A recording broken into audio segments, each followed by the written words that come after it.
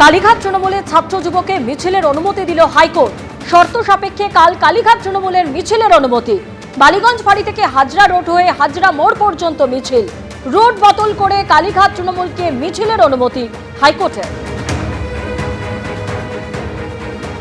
মিছিলের ব্যাপারটা ছিল যেটা যুব তৃণমূল কংগ্রেস আর তৃণমূল ছাত্র পরিষদ যেটা মিছিলের জন্য পারমিশন চেয়েছিল আগামীকাল, সেটা রিজেক্ট করেছিল। এর আগের সপ্তাহ রিজেক্ট করেছিল।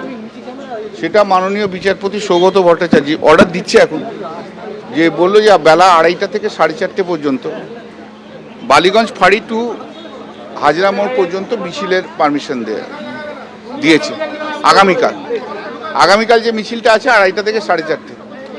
এর আগে ছিল ওই অ্যাপ্লিকেশনে বালিগঞ্জ ফাঁড়ি থেকে